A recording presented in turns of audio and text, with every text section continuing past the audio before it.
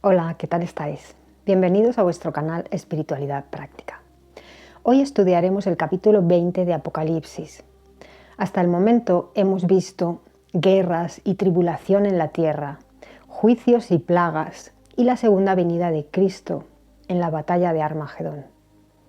A partir de ahora, en los 3 últimos capítulos de Apocalipsis, veremos la tierra renovada y a los hombres y animales viviendo en paz y justicia en una nueva tierra convertida en un paraíso.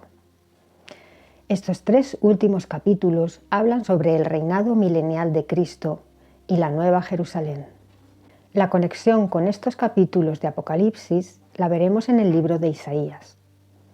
Leamos Apocalipsis capítulo 20, versículo 1 al 3.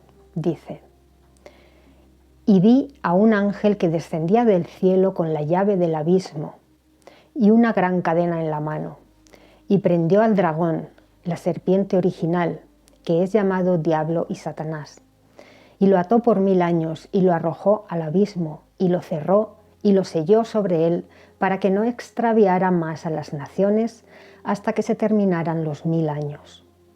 Después de estas cosas, tiene que ser desatado por un poco de tiempo.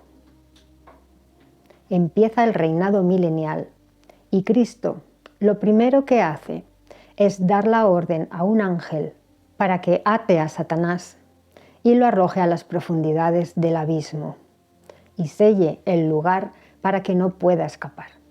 Evidentemente, la cadena y el abismo son símbolos. Satanás es un espíritu y no se le puede retener con una cadena de hierro. Se le envía a una dimensión muy baja, por eso se le llama el abismo. Es una dimensión densa y oscura y se sella el lugar energéticamente para que no pueda actuar. Solo Cristo puede impedir que Satanás actúe. Esto se hace para que no extravíe más a las naciones durante el reinado del Mesías, pero luego ha de ser desatado por un poco de tiempo.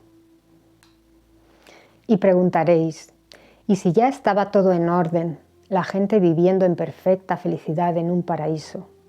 ¿Por qué se le ha de soltar? Pues porque en el reinado milenial habrá varios grupos de personas, en concreto 4 grupos de personas.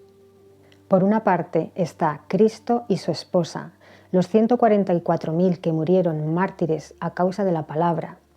Ellos gobernarán con Cristo desde Sión, desde la Nueva Jerusalén. Por otra parte estarán los arrebatados, las ovejas y los hijos de ambos que nacerán en el reinado milenial. La Nueva Jerusalén estará en la tierra desde el comienzo del reinado milenial. Es el hogar que el novio le ha preparado a su esposa. Y tanto Cristo como su esposa tendrán cuerpos de carne y sangre durante el reinado milenial y gobernarán desde Sión. Y desde Sión saldrá la Torá, la ley. Leamos algunos textos que nos indican que Cristo y su esposa tendrán cuerpos físicos durante el reinado milenial. Mateo 26, 27 al 29. Nos sitúa en la última cena. Dice: también tomó una copa y habiendo dado gracias, la dio a ellos diciendo: beban de ella todos ustedes, porque esto significa mi sangre del pacto, que ha de ser derramada a favor de muchos para perdón de pecados. Pero les digo, de aquí en adelante, de ningún modo beberé yo de este producto de la vid, hasta el día en que lo beba nuevo con ustedes. ¿Dónde? En el reino de mi Padre. Vemos cómo justo antes de morir, Jesús dijo a sus discípulos que la próxima vez que bebiera de ese vino sería en el reino de su Padre, con lo cual ha de tener un cuerpo físico para poder beber ese vino. Un vino que será nuevo, como nuevas serán todas las cosas en el reino milenial. Cristo y su esposa no serán seres lejanos, celestiales, a los que no podamos ver, gobernando desde el cielo, sino que serán seres cercanos. El libro de Isaías está muy conectado con el reinado milenial, podemos leer en él muchas profecías sobre cómo será la vida en el milenio. Leamos Isaías 2, 2 al 4. Dice: y en la parte final de los días tiene que suceder que la montaña de la casa de Yahvé llegará a estar firmemente establecida por encima de la cumbre de las montañas, y ciertamente será alzada por encima de las colinas, y a ella tendrán que afluir todas las naciones, y muchos pueblos ciertamente irán y dirán: vengan, subamos a la montaña de Yahvé, a la casa del Dios de Jacob, y Él nos instruirá acerca de sus caminos, y ciertamente andaremos en sus sendas. Porque de Sión saldrá la ley, y de Jerusalén la palabra de Yahvé. Y Él ciertamente juzgará a las naciones y enderezará los asuntos respecto a muchos pueblos, y tendrán que batir sus espadas en rejas de arado y sus lanzas en podaderas. Esta profecía es para la parte final de los días que termina con el reinado milenial. La montaña de Yahvé, la nueva Jerusalén, Sión, será establecida por encima de todo reino, y a ella afluirán las naciones para aprender la ley, porque de Sión saldrá la ley y de Jerusalén la palabra de Dios. Y enderezará Cristo los asuntos respecto a las naciones y tendrán que vivir en paz. No habrá más armas, sino arados para trabajar la tierra. Por primera vez en la historia de la humanidad, no habrá armas sobre la tierra. Nadie hará daño a otro, ni a ningún animal, en toda la santa montaña del Señor. ¡Qué maravilla! Claramente todo esto solo puede suceder en la tierra. Leamos Isaías 9, 6 y 7. Porque un niño nos ha nacido, un hijo se nos ha dado, y el regir principesco vendrá a estar sobre su hombro, y por nombre se le llamará Maravilloso Consejero, Dios Poderoso, Padre Eterno, Príncipe de Paz. De la abundancia del regir principesco y de la paz no habrá fin sobre el trono de David. Otra prueba de que su trono estará en la tierra.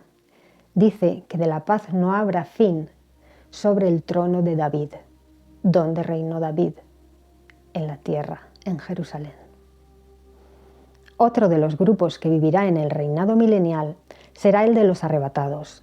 Los arrebatados vivirán en la tierra con cuerpos de carne y sangre, pero sus cuerpos energéticos habrán sido glorificados por haber estado en la presencia delante del trono de Dios. Eso quiere decir que sus cuerpos energéticos habrán sido purificados, limpiados, y el ego no les causará la inclinación al mal que nos está causando a nosotros hoy en día, y se les dará ropas blancas que simbolizan sus actos justos y la pureza de sus cuerpos. Leamos esto en Apocalipsis 7:11.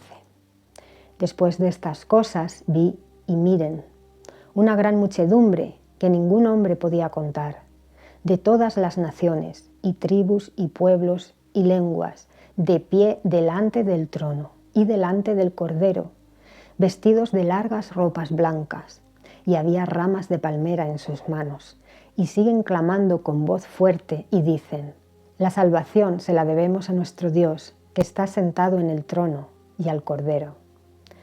El estar de pie delante del trono de Dios hará que estos cuerpos espirituales de los que han sido arrebatados se impregnen de la gloria de Dios y sean purificados.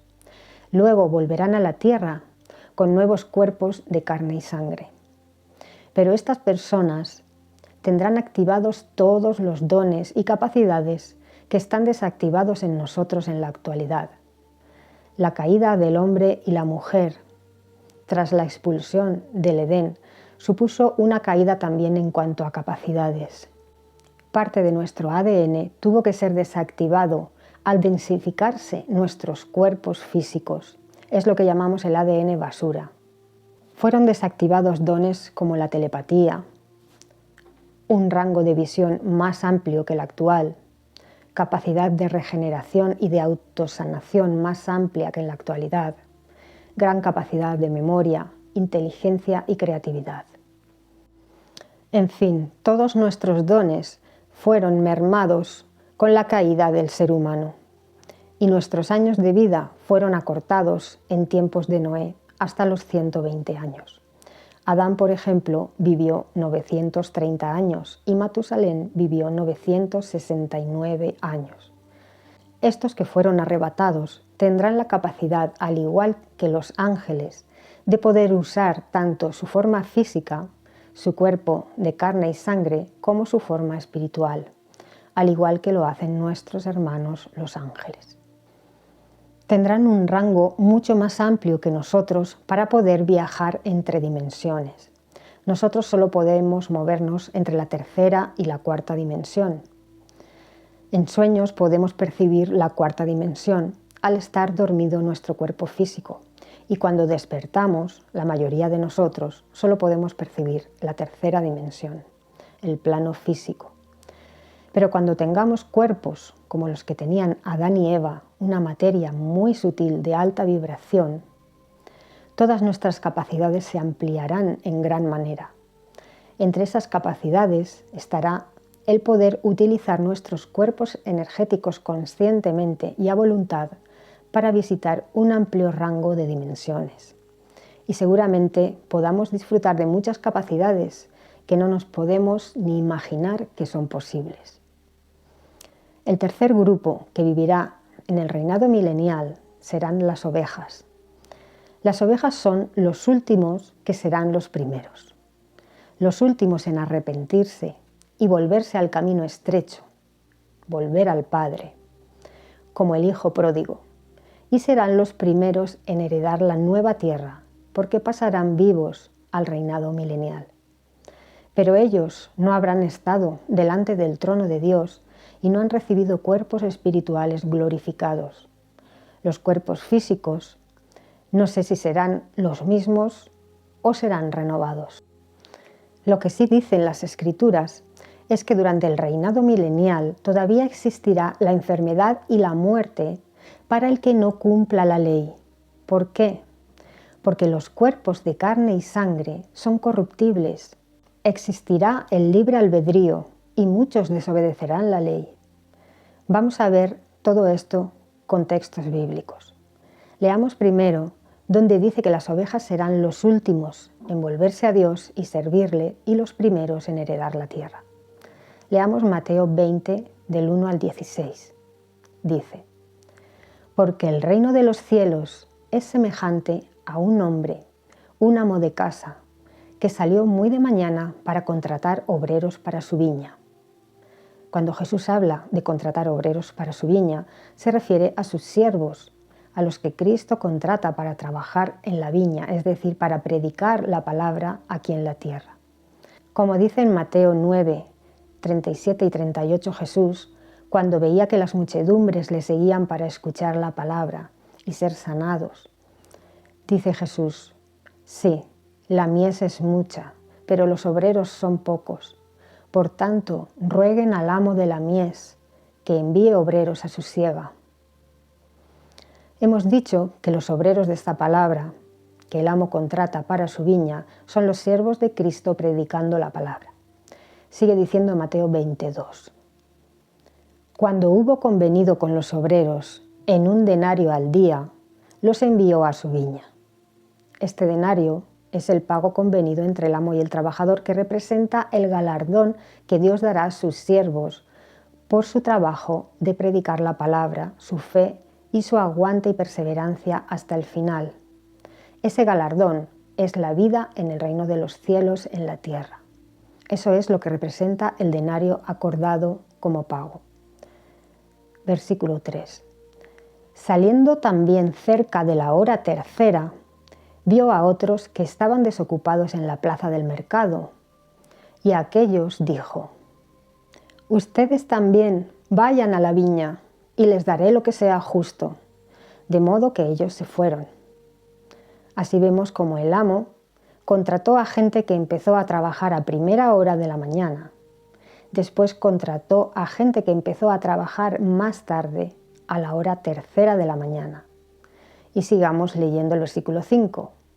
Él volvió a salir cerca de la hora sexta y de la novena, e hizo lo mismo. Versículo 6. Finalmente salió cerca de la hora 11, que corresponde a las 5 de la tarde. Estos trabajaron solamente 1 hora. Salió cerca de la hora 11 y halló a otros de pie y les dijo: ¿por qué han estado de pie aquí desocupados todo el día? Le dijeron: porque nadie nos ha contratado. Les dijo: ustedes también vayan a la viña. Cuando empezó a anochecer, el amo de la viña dijo a su encargado: llama a los obreros y págales su salario, fijaos, procediendo desde los últimos hasta los primeros. Cuando vinieron los hombres de la 11ª hora, recibieron cada uno un denario. Por eso, cuando vinieron los primeros, concluyeron que recibirían más. Pero ellos también recibieron el pago a razón de un denario. Al recibirlo se pusieron a murmurar contra el amo de la casa y dijeron: estos últimos trabajaron 1 sola hora, no obstante, los hiciste iguales a nosotros, que soportamos el peso del día y el calor ardiente. Mas él, respondiendo a uno de ellos, dijo: amigo, no te hago ningún mal, conveniste conmigo por un denario, ¿no es verdad? Toma lo tuyo y vete. Quiero dar a este último lo mismo que a ti. ¿No me es lícito hacer lo que quiero con mis propias cosas? ¿O es que es inicuo tu ojo porque soy bueno? De esta manera, los últimos serán los primeros y los primeros serán los últimos. Según este texto, la recompensa, que es la vida en el reino de los cielos en la tierra, será la misma tanto para los que hayan servido a Cristo durante toda su vida, como para los que se hayan arrepentido en el último momento, aunque solo le hayan servido unos pocos días, porque lo importante es el acto de arrepentimiento y que se empiece a vivir conforme a la ley. No importa el momento, no importa cuánto tiempo hayas servido a Cristo, lo que importa es haber tomado la decisión de nacer de nuevo, nacer a una nueva vida, abandonando las malas prácticas y cumpliendo la ley divina. Seguramente al comienzo del milenio habrá gente que protestará por este asunto y pensará: tal persona o tal otra hace unos meses era un pecador y ha pasado a la nueva tierra. Sí, pero ya no lo es. Eso es lo importante. El galardón es el mismo para el que nazca de nuevo, sin importar el tiempo que haga de esto. Veamos ahora donde dice en las Escrituras que el que no cumpla la ley en el milenio enfermará e incluso puede morir, porque las personas que cumplan la ley estarán sanas y vivirán como los árboles, como dice Isaías 65:22. Leamos Apocalipsis 22, 1 y 2. Dice que desde la Nueva Jerusalén sale un río de agua de vida que fluye desde el trono de Dios y del Cordero, y que a ambos lados del río hay árboles que producen cosecha cada mes. Y fijaos que dice: y las hojas de los árboles eran para la curación de las naciones. Si hay árboles cuyas hojas son para curar a la gente, esto significa que habrá enfermedad, solo para el que no cumpla la ley, porque la ley de causa y efecto es una ley universal y el que transgreda la ley verá su efecto. El efecto de transgredir la ley es la enfermedad y si continúa pecando, al final morirá. La misma muerte no será eliminada hasta el final de los 1000 años. Esto lo encontramos en 1 Corintios 15, 54 al 57. Dice: pero cuando esto que es corruptible se vista de incorrupción y esto que es mortal se vista de inmortalidad, entonces se efectuará el dicho que está escrito: la muerte es tragada para siempre. Muerte, ¿dónde está tu victoria? Muerte, ¿dónde está tu aguijón? El aguijón que produce la muerte es el pecado, mas el poder para el pecado es la ley. Aquí lo dice claramente el apóstol Pablo. El poder para el pecado es la ley. Sobre quien cumpla la ley, el pecado no tiene poder. Por lo tanto, la enfermedad y la muerte tampoco. Durante el milenio, la gente no envejecerá, como dice Isaías 65:20. Dice, porque uno morirá como simple muchacho, aunque tenga 100 años de edad. Y en cuanto al pecador, aunque tenga 100 años de edad, se invocará el mal contra él.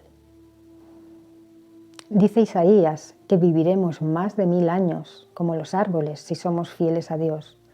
Por eso dice el apóstol Pablo, no todos nos dormiremos en la muerte, pero todos seremos cambiados en un momento, en un abrir y cerrar de ojos, durante la última trompeta. Esta trompeta se tocará al final de los 1000 años, porque sonará la trompeta y los muertos serán levantados, incorruptibles, y nosotros seremos transformados, porque esto que es corruptible tiene que vestirse de incorrupción, y esto que es mortal tiene que vestirse de inmortalidad. Existen 2 finales trompetas. La 7ª trompeta del Apocalipsis, que se tocará justo antes del arrebatamiento, y la final trompeta, que se tocará al final de los 1000 años. Son 2 trompetas distintas, pero a las 2 se les llama la final trompeta. No confundamos estos 2 eventos. Fíjate que aquí dice, sonará la trompeta y los muertos serán levantados. No dice los muertos en Cristo serán levantados o resucitarán primero, como en 1 Tesalonicenses 4:16. No confundamos estos eventos. El texto de 1 a los Corintios 15, 50-57 se refiere al final del milenio y a la resurrección de los demás de los muertos, los que no resucitaron en la primera resurrección, en el toque de la última trompeta de la 7ª del Apocalipsis. Aquí en 1 Corintios 15 se está refiriendo a los muertos comunes que después del juicio del gran trono blanco resucitarán unos para vida eterna, pero otros para juicio condenatorio. El evento de 1 Tesalonicenses 4:16 se refiere al momento de la presencia del Señor, cuando el Señor Cristo Jesús desciende hasta las nubes y los muertos en Cristo resucitan primero, los que van a reinar con Él, porque se acaba de completar el número de muertos en Cristo. Esto será entre los 3 años y medio a 4 años de reinado del Anticristo. Y después de esto, los que queden vivos a la tribulación generada por el Anticristo y la abominación desoladora serán arrebatados en las nubes con el Señor. Así pues, hemos visto 3 de los grupos que vivirán en el reinado milenial. Cristo y su esposa, que reinarán desde Sión, la Nueva Jerusalén, los arrebatados, que tendrán cuerpos de carne y sangre, pero son cuerpos glorificados por haber estado delante del trono de Dios, y las ovejas, que se arrepintieron en el último momento, justo antes de la segunda venida de Cristo. Tanto los arrebatados como las ovejas podrán tener hijos, con lo cual se genera un 4.º grupo, los hijos nacidos durante el milenio. Ellos no han sufrido tribulación, no han pasado por la experiencia de ser tentados por el diablo. Por esta razón se suelta a Satanás después de los 1000 años, para que estas personas demuestren su fidelidad a Dios después de ser tentados por el diablo. Tienen que ser refinados. Mucha gente se unirá con Satanás en su rebelión contra Dios nuevamente. La historia se repite otra vez.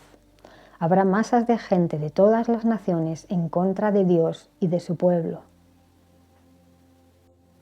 A estos se les llama Gog y Magog, porque en la antigüedad Gog era el rey de Magog, rey en oposición a Dios.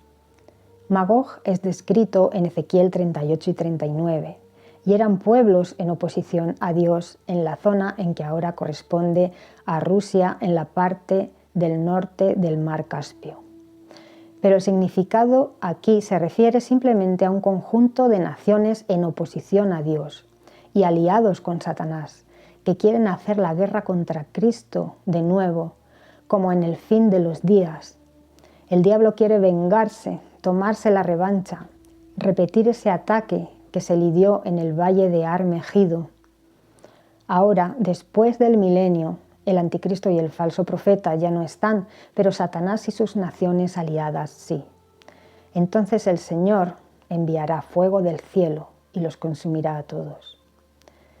Después de esto, ocurrirá el juicio del gran trono blanco, donde se juzgará a los demás de los muertos.